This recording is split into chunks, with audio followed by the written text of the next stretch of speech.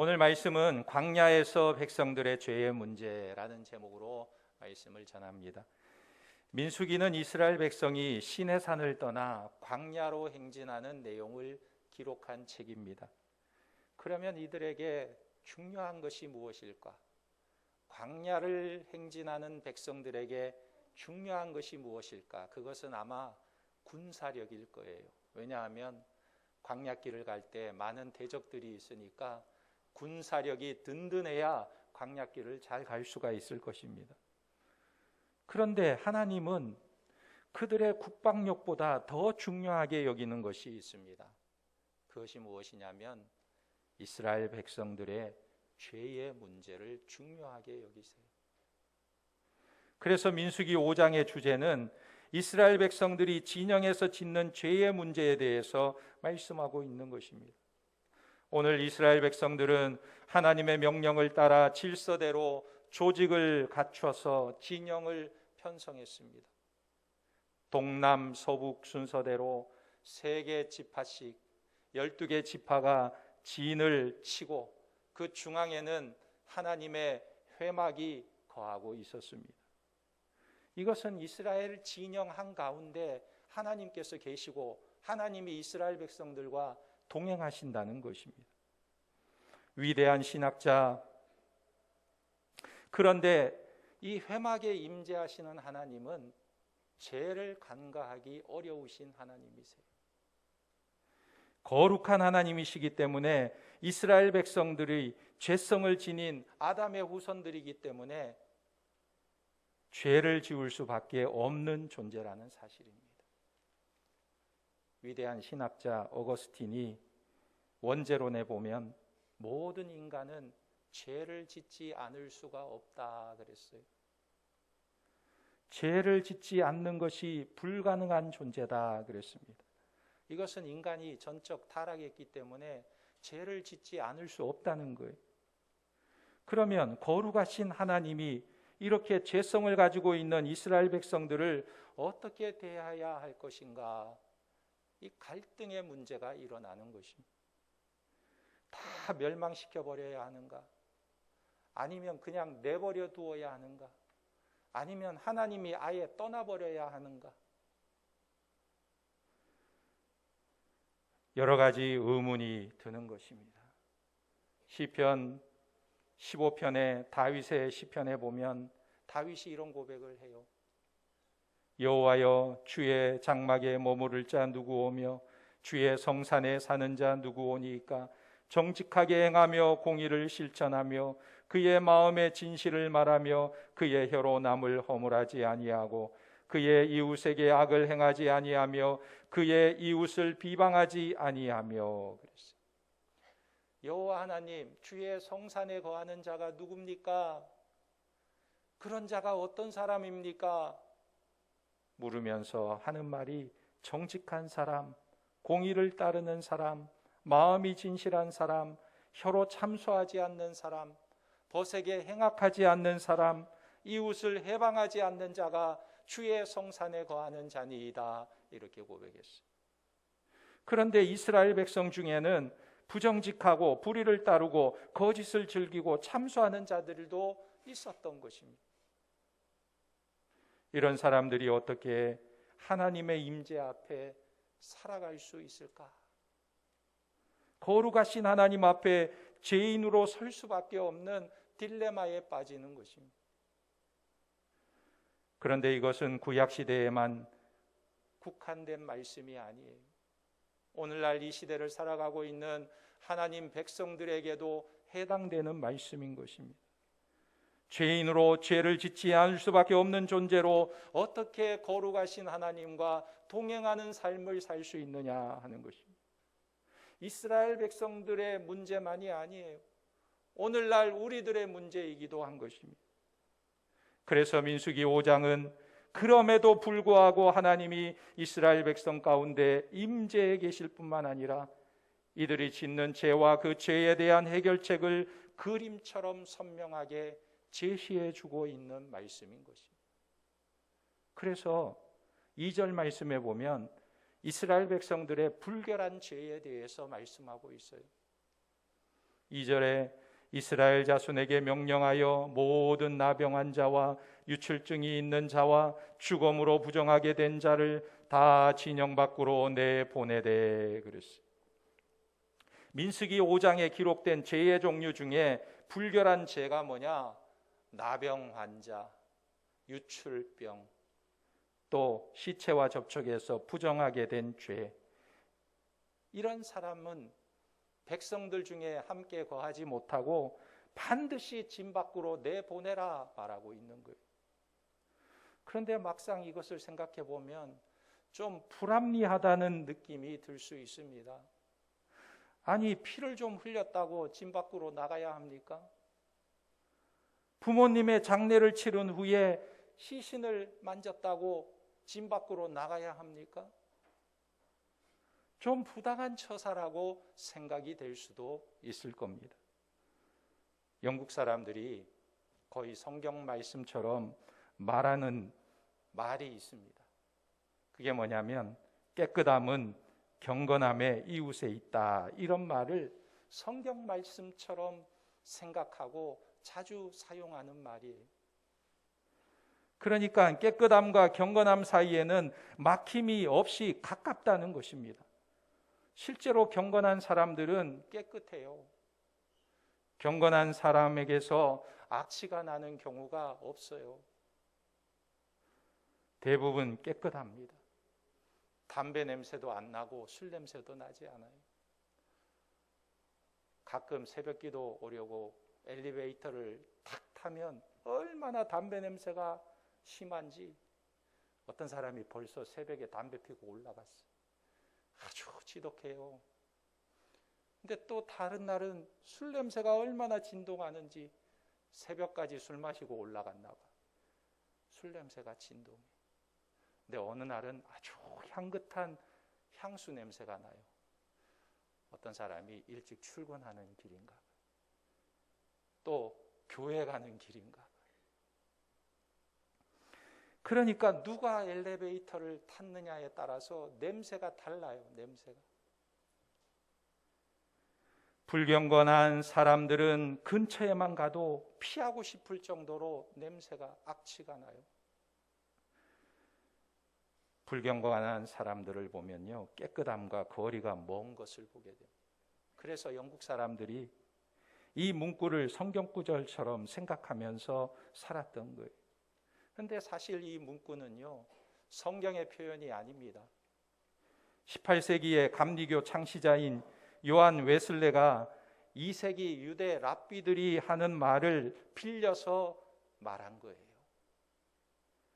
그런데 사람들이 너무나 많이 듣다 보니까 익숙해진 탓에 이것이 마치 성경에 있는 문구처럼 생각하게 된 것입니다. 유대 랍비들은 정결하지 못하고 부정한 것, 깨끗하지 않은 것 등은 거룩하신 하나님과 공존할 수 없다고 판단했던 것입니다. 그 근거가 바로 오늘 민수기 5장 1절에서 4절의 말씀인 것입니다. 이런 육신의 부정이 거룩하신 하나님과 공존할 수 없는 이유가 무엇이냐면 이 세 가지가 다 사망을 상징하고 있기 때문에 그래요. 그래서 나병은 피부의 사망입니다. 유출병은 사망의 과정이에요. 피를 자꾸 흘리면 사람이 죽게 되어 있죠. 또 시체와 접촉하는 것은 사망과의 접촉인 것입니다. 사망은 사람의 죗값이고 생명을 침해하는 것입니다. 그래서 이것은 사탄이 사용하는 무기 중에 하나예요. 생명을 주신 분은 살아계신 하나님이시고 거룩하신 하나님이세요. 하나님은 사망을 대적하시기 때문에 사망과 관련된 상징들을 하나님과 공존할 수가 없는 것입니다. 당연히 진 밖으로 추방해야 되는 거예요. 그런데 오늘날로 이 말씀을 좀 생각해 보면 좀 이해가 되기도 합니다. 이것은 오늘날로 보면 감염병을 예방하는 차원이기도 해요. 나병 환자, 유출병자, 시체를 만진 자, 진 밖으로 잠시 나가 있으라는 거예요. 진영 안에 있는 사람들에게 전염시킬 수도 있으니까. 그래서 나병한 자, 유출병자, 시체와 접촉한 자는 거룩하신 하나님과 함께 거할 수 없다고 말씀하신 것입니다. 그런데 이들이 치료가 되면 나중에는 진안으로 돌아올 수가 있었어요. 부정한 기간이 지나면 진영으로 다시 들어오게 하신 것입니다. 그런데 신약 성경에 보면 모든 인간이 부정한 존재라고 말씀하고 있습니다. 로마서 3장 10절에서 12절에 기록된 바 의인은 없나니 하나도 없으며 깨닫는 자도 없고 하나님을 찾는 자도 없고 다 치우쳐 함께 무익하게 되고 선을 행하는 자는 없나니 하나도 없도다 그랬어요. 그러니까 누구도 자기 자신은 정결하다고 자부할 수 있는 사람이 없고 감히 하나님의 진안에 자신감을 가지고 들어올 수 있는 사람이 없다는 거예요. 이것이 인간의 전적인 타락의 모습이라는 거예요. 사도 바울도 에베소서 2장 1절에 분명하게 선언하고 있습니다. 그는 허물과 죄로 죽었던 너희를 살리셨도다 그랬어요. 영적으로 부정하고 사망한 존재들인 인간은 하나님과 공존할 수가 없어요. 하나님이 계신 천국에 갈 수도 없는 것입니다.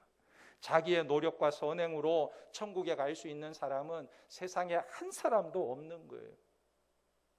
그렇다면 이 문제에 대해 하나님의 해결책이 무엇입니까? 복음서를 읽어보면 예수 그리스도께서 행하신 치유 사역을 볼 수가 있는데 우리 예수님께서 부정과 사망의 상징인 모든 질병을 친히 고치시는 모습을 보게 됩니다. 누가복음 5장 12절에 보면 나병한 자를 주님께서 치료하세요. 나병은 하나님께로부터 천벌을 받은 병이라고 생각하는 이 병을 예수님께서 치료하시는 것입니다. 또 누가복음 8장 43절에 보면 혈류증으로 고통받는 여인을 예수님께서 치료해 주셨어요. 또 누가복음 7장 11절에 보면 이미 죽은 나인성 가부의 아들 그 청년을 예수님께서 장래 행렬을 멈추시고 살려주시는 것을 보게 돼요. 그 죽음에 주님께서 소리를 지르면서 달리다 굼 일어나라 말씀하시자 죽었던 청년이 일어나는 놀라운 역사가 일어났던 것입니다. 뿐만 아니라 우리 예수님은 친히 진 밖으로 내쫓김을 당하셨습니다. 그렇게 함으로 진 밖에 있는 부정한 모든 자들을 진 안에 들어올 수 있도록 해주신 것입니다. 히브리서 13장 12절에 그러므로 예수도 자기 피로서 백성을 거룩하게 하려고 성문 밖에서 고난을 받으셨느니라. 자기 백성들을 진 안으로 들어오게 하시려고 성문 밖에서 예수님께서 친히 고난을 받으셨다고 말씀하고 있어요. 그러면 어떻게 영적으로 부정한 존재들이 정결한 존재가 될 수 있으며 영적으로 사망한 존재들이 영적인 생명을 얻을 수 있느냐? 그 해결책은 바로 예수 그리스도를 통하여 가능하다는 거예요. 예수님이 그 해결책이라는 것입니다. 죄인은 예수 그리스도의 피로서 정결함을 얻고 예수 그리스도로부터 영생을 얻어 생명을 얻고 그의 능력으로 사망을 이기게 되는 것입니다. 할렐루야. 이 세상에 어떤 종교도 사망을 이기는 종교가 없어요. 그러나 우리는 예수 그리스도를 통하여 사망을 이기는 자들이 되었다 하는 것입니다. 예전에 교육전도사 때 아이들에게 전도법을 가르치면서 색종이 3장을 가지고 가르친 적이 있어요. 하나는 검은색, 하나는 빨간색, 하나는 흰색. 이 종이를 가지고 아이들에게 보여주면서 자, 우리는 이 검은색 종이처럼 죄가 많은 인간이다. 죄는 죽을 수밖에 없고 하나님께 가까이 나아갈 수 없다. 그런데 빨간색 종이를 보여주고 이 빨간색 종이는 예수님의 보혈의 피인데 이 보혈의 피가 우리의 모든 죄를 다 깨끗하게 씻어주신단다.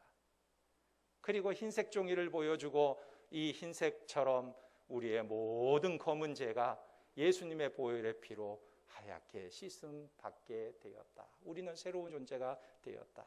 이렇게 가르쳐주면서 전도를 하게 돼. 그러면 아이들이 쉽게 깨닫고 이해하게 되는 것입니다. 바로 예수 그리스도의 피가 우리를 깨끗하게 정결하게 하는 것입니다. 우리는 부정함으로 인하여 거룩하신 하나님과 공존할 수 없는 존재들이지만 그의 피로 씻음받고 하나님 앞에 설 수 있게 된 것입니다. 예수 그리스도의 보혈의 피로 하나님께 나아갈 수 있게 된 거예요. 두 번째로 불결한 죄들이 정결한 하나님과 공존할 수 없듯이 불의한 죄인들도 의로우신 하나님과 공존할 수가 없는 거예요. 불의한 죄. 6절 말씀에 보면 이스라엘 자손에게 이르라 남자나 여자나 사람들이 범하는 죄를 범하여 여호와께 거역함으로 죄를 지으면 그랬어요. 여기 사람들이 범하는 죄 또는 사람에게 범하는 죄라고 그랬습니다. 이것은 무엇이냐면 남에게 의도적으로 해를 끼치는 죄를 말하는 거예요. 의식적인 죄, 불의한 죄, 해를 끼치는 죄 모든 것이 여기에 속하는 것입니다. 그러니까 하나님은 공의로우신 하나님이시기 때문에 이런 불의한 죄를 짓는 자들은 하나님과 공존할 수가 없는 거예요. 하나님께 가까이 나아갈 수가 없는 것입니다. 이스라엘 백성들은 상호간에 서로에게 해를 끼치거나 불의한 죄를 범할 수가 없었어요. 그러면 진안에 거할 수가 없는 거예요. 그 이유는 무엇이냐면 이들이 이제 시내산에서 광야길을 행진해야 되는 것입니다. 여러분, 광야길을 행진한다는 것은요, 이 대적들이 주변에 있기 때문에 이들이 행진할 때 군인으로서 광야길을 행진해야 하는 것입니다. 그런데 이 군대가 서로 마음이 맞지 않고 마음이 찢어지고 갈라지고 서로를 속이고 다투고 서로에게 대적하면 전투를 제대로 할 수가 있겠습니까? 내부 총질을 하고 싸우면 이들이 대적과 싸울 수가 있겠습니까? 절대로 싸울 수가 없는 거예요. 군인들끼리 서로 사기치고 해롭게 하면 이 군대는 무너질 수밖에 없는 것입니다. 그런데 이스라엘 백성들 가운데 이런 죄가 없었을까요? 있었다는 거예요. 그래서 오늘 본문 말씀은 이런 죄를 어떻게 해결해야 하는지를 먼저 설명해 주고 있는 거예요. 어떻게 해야 됩니까? 첫째는 자복해야 되는 거예요. 7절에 보면 그 지은 죄를 자복하고 말씀하고 있습니다. 하나님께 자복하고 손해를 입힌 자에게도 죄를 고백해야 된다고 말하고 있어요. 당사자에게 찾아가서 잘못한 것이 있으면 미안하다고 사과를 해야 된다 말하고 있는 것입니다. 죄를 짓고도 가만히 아무 소리 하지 않고 가만히 있으면 그냥 지나가는 게 아니고 죄를 지었으면 그 죄에 대해서 잘못했다고 반드시 자복해라 말하고 있는 거예요. 자복함이 없이 진정한 관계의 회복이 존재할 수 없는 것입니다. 그리고 두 번째로 남에게 끼친 해를 보상하라고 말하고 있습니다. 7절에 그 죄값을 온전히 갚되 5분의 1을 더하여 그 죄를 지었던 그 사람에게 돌려줄 것이요. 내가 사람에게 해를 끼쳤으면 그 해를 끼친 만큼만 돌려주는 게 아니에요. 거기에 5분의 1을 더해서 돌려주라는 것입니다. 그런데 만일 내가 보상해야 될 대상이 죽고 없다, 그러면 안 해도 되는가? 그게 아닙니다. 내가 보상해야 될 대상이 죽고 없으면 여호와 하나님께 나아가야 되는 거예요. 제사장에게 가서 제사장에게 5분의 1을 더해서 보상하라는 것입니다. 그러니까 이 법을 생각해 보면요, 어떻게 보면 참 원시적이고 촌스러운 법과 같다라는 느낌이 들 수도 있을 겁니다. 그러나 이 법을 자세히 생각해 보면 이 법은 오히려 놀라운 법이에요. 현대의 법보다 더 탁월한 법인 것입니다. 오늘날 이 세상의 법은요, 허술한 부분이 많아요. 그래서 사기꾼들이 사기를 치고 나서도 100억을 사기쳐도 내가 몇 년만 감옥살이 하고 나오면 되지, 몸으로 때우고 나머지 100억을 가지고 잘 살면 되지. 이렇게 사기를 치는 거예요. 그러니까 2, 3년 옥살이하고 100억을 갖는 것이 나을까? 아니면 평생 월급쟁이로 고생하면서 사는 게 나을까? 이걸 따져보면서 어떤 게 더 나을지 선택하는 것입니다. 그러니까 이 법의 허술함을 알면 알수록 사기치는 자들이 늘어나게 되는 거예요. 그런데 이 모세의 율법을 보면요, 현대법에 비해서도 훨씬 더 탁월한 법이에요. 예를 들어서 어떤 사람이 100억을 사기쳤으면 얼마를 보상해야 됩니까? 100억도 보상해야 되고 거기다 5분의 1을 더해서 20억을 더 줘야 되는 거예요. 그러니까 100억을 사기치면 몸으로 때우고 끝나는 게 아니에요. 100억도 갚아야 되고 플러스 20억을 더 줘야 되는 거예요. 그러니까 누가 감히 사기칠 생각을 할 수가 있겠습니까? 세 번째로, 속죄할 수양으로 피 흘림이 있는 제사를 드려야 하는 것입니다. 수양의 피를 흘려야 제사함을 받을 수 있어요. 죄 없는 짐승이 불의한 죄인을 대신해서 죽어 피를 흘리는 것이 이 불의한 죄를 해결하는 궁극적인 해결책이 되는 것입니다. 그래야 하나님의 존전 앞에 설 수가 있게 되는 거예요.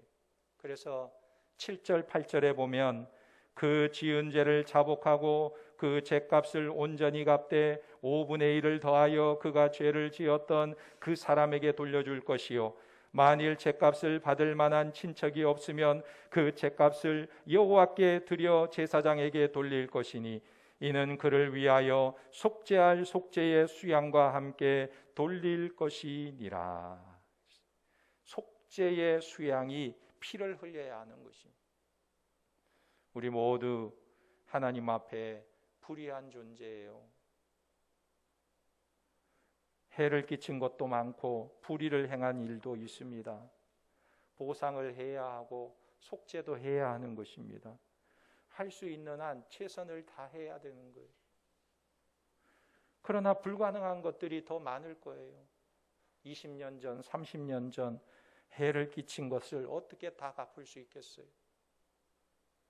그러나 예수 그리스도께서 우리의 죄값을 다 갚아주시고 속죄도 해결해 주신 것입니다. 민법적으로 우리가 치러야 할 모든 죄값을 다 갚아주시고 형법적으로 받아야 할 형벌도 대신 다 받아주셨어요. 그래서 우리는 주님 앞에 나는 죄인입니다.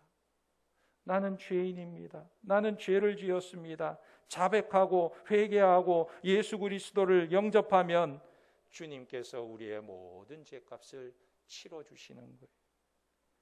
그러면 우리는 예수 그리스도를 통해서 하나님께 나아갈 수 있고 하나님과 동행할 수 있는 삶을 살게 되는 것입니다. 오늘 민수기 5장은 이 진리를 우리에게 그림처럼 보여주고 있는 거예요. 오늘 우리는 이 광야길을 걸어가면서 주님과 동행하는 삶이 되기를 예수님의 이름으로 축원합니다. 우리 안에 불의가 있고 우리 안에 더러움이 있어도 예수 그리스도의 보혈의 피로 정결함을 믿고 깨끗이 씻음 받아서 하나님의 진영 안에 거하며 하나님과 동행하는 믿음의 백성들이 다 되시기를 예수님의 이름으로 축원합니다. 아멘. 기도하겠습니다. 이 시간 말씀을 생각하면서 기도할 때에 하나님, 우리가 하나님과 동행하기 위해 불결한 죄, 불의한 죄에서 깨끗하게 하시고 그리스도의 의를 힘입어 정결한 삶을 살아가게 하옵소서. 우리 주님 한번 부르고 간절히 기도합니다. 주여, 아버지 하나님 은혜와 사랑을 감사합니다. 우리를 하나님 구별하시고 하나님의 거룩한 백성 삼아주시고 하나님의 말씀을 주셔서 하나님의 법을 따르고 하나님의 율법을 따라 살아갈 수 있도록 은혜를 베풀어 주신 하나님 감사를 드립니다. 그러나 우리는 부족하고 연약합니다. 죄성을 가진 인간으로서 늘 넘어지고 연약할 때가 많이 있습니다. 그러나 하나님, 우리 주 예수 그리스도로 말미암아 우리의 모든 연약함을 씻어주시고 주시고 우리의 죄를 용서하여 주시고 우리 주님께서 속죄의 제물이 되어 주시어서 그 보혈의 피로 우리를 깨끗이 씻어 주시고 그 은혜 가운데 거하게 하심을 감사합니다. 우리가 날마다 우리의 죄를 자복하게 하시고 하나님의 은혜 가운데 거하게 도와주시고 우리를 구속해 주시고 우리를 용서해 주시고 우리의 모든 죄를 씻어 주신 예수 그리스도의 보혈의 피를 의지하여 주님 안에 담대히 거하는 우리의 삶이 되도록 은혜를 베풀어 주시옵소서. 이 광야 같은 세상을 걸어가면서 우리에게 중요한 것은 힘이 아니고 능력이 아니고 우리의 정결함인 줄 믿사오니 주의 보혈의 피로 새 깨달음을 받아 하나님과 동행하는 삶을 살아갈 수 있도록 역사하여 주시옵소서. 하나님 아버지, 우리가 광야길을 걸어가면서 주님과 동행하게 하시고 불결하고 불의한 죄를 정결케 하시고 하나님과 항상 동행하며 말씀이 우리를 주장하는 삶이 되어서 너끈히 광야길을 걸어가며 분명한 목적지를 향해 달려갈 수 있도록 역사하여 주시옵소서. 예수님의 이름으로 기도하옵나이다. 아멘.